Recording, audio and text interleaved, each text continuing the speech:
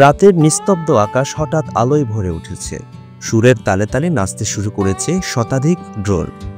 সেগুলো মিলে আকাশে তৈরি করেছে এক জীবন্ত ক্যানভাস।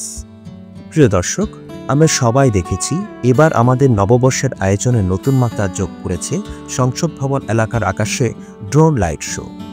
এরই মধ্যে প্রস্তুতির ছবিগুলো ভাইরাল হয়েছে সামাজিক যোগাযোগ মাধ্যমে। আর এই ড্রোন শো পরিচালনা করেছে চীন থেকে আসা একটি দক্ষ দল। গত কয়েক বছরে আমরা নিশ্চয়ই টিভি কিংবা ইউটিউব ড্রোন শো দেখেছি। কোম্পানির লগো, পশু পাখি বা বিখ্যাত ব্যক্তিদের মুখের অবয়ব দেখেছি, কিন্তু কখনো কি ভেবেছি এতগুলো ড্রোন একসঙ্গে নিখুঁতভাবে কিভাবে কাজ করে?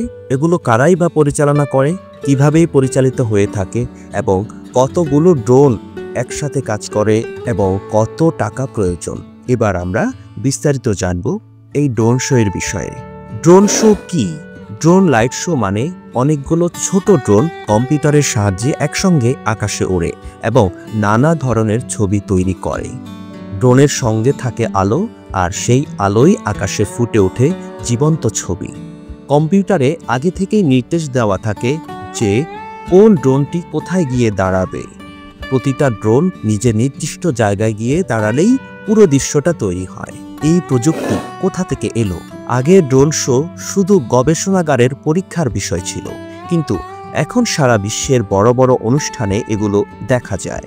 2012 সালে যুক্তরাষ্ট্রের ইউনিভার্সিটি অব পেনসিলভানিয়ার একটি ভিডিওতে দেখা যায় ছোট ছোট অনেকগুলো ড্রোনের সাহায্যে মজার মজার কসরত দেখাচ্ছিলেন একজন। সেটা সবাইকে বিস্মিত করে তোলে। এরপর ইউরোপের কিছু দল ও ইন্টেল কোম্পানি এই শোগুলোকে জনপ্রিয় করে তোলে। অলিম্পিক গেমসের মতো বিশ্বের বড় বড় সব ইভেন্টে দেখানো হয় ড্রোন শো। ড্রোন শো কিভাবে কাজ করে? এই ছোট ছোট ড্রোনগুলোকে টার্মিনেটর মুভির রোবটের মতো বুদ্ধিমান ভেবো না। এগুলো নিজে থেকে কিছুই করতে পারে না। এর পেছনের কলকাঠি নাড়েন কোনো মানুষ। সবকিছু আগেই কেউ ঠিক করে দেয়। সেই নির্দেশ অনুসারে এগুলো কাজ করে। প্রথমে ডিজাইনাররা ঠিক করেন যে শোতে কি কি ছবি বা দৃশ্য দেখানো হবে। তারপর বিশেষ সফটওয়্যার প্রতিটা ড্রোনের ওড়ার পথ নির্ধারণ করে দেয়। গানের ছন্দের সঙ্গে মিলিয়েও দৃশ্যগুলো সাজানো হয়। শোয়ের দিন একটা নিয়ন্ত্রণ কেন্দ্র থেকে সব ড্রোনকে একসঙ্গে নির্দেশ দেওয়া হয়। ড্রোনগুলো যার যার জায়গায় পৌঁছে গেলেই তৈরি হয় সেই অসাধারণ দৃশ্য। অনেক বেশি ড্রোন শো দেখা যায় না কেন? ড্রোন শো দেখতে খুব ভালো লাগলেও এটা আয়োজন করা অত সহজ নয়। একটা শো দেখাতে নানা প্রযুক্তির ব্যবহার করতে হয়। সেগুলো এখনো উন্নত হচ্ছে, আর নতুন কিছু আসতে তো একটু সময় লাগবেই। ড্রোন শো এর ব্যতিক্রম নয়। তাছাড়া এতে খরচ অনেক। ড্রোনগুলো ওড়ার জন্য চাই দক্ষ পাইলট, অনুমতি ও নিয়ম মেনে চলার ব্যাপার আছে। ভালো সফটওয়্যার ও নিরাপদ জায়গা লাগে, আর বিশেষ ধরনের ড্রোন তো লাগবেই। এই সব কিছু মিলিয়ে এখনো বেশি ড্রোন শো দেখা যায় না। প্রিয় দর্শক, এবার আমরা জানব একটা শো করতে কতগুলো ড্রোন লাগে।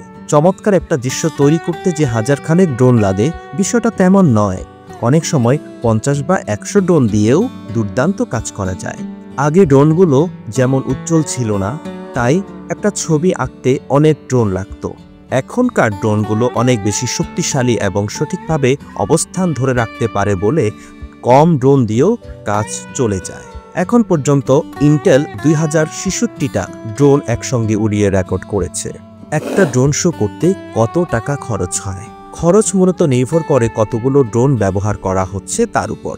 ছোটখাটো শো করতে মানে যদি 50টা ড্রোন ব্যবহার করা হয় তাহলে খরচ হয় প্রায় 25 লাখ টাকার মতো। আর বড় শো করলে মানে হাজারখানেক ড্রোন ব্যবহার করলে তাতে খরচ হবে কোটি টাকার মতো। প্রিয় দর্শক, এতক্ষণ আমরা জানলাম ড্রোন শো এর বিভিন্ন বিষয় নিয়ে। টপ নিউজের সঙ্গে থাকুন, আপডেট থাকুন সবসময়।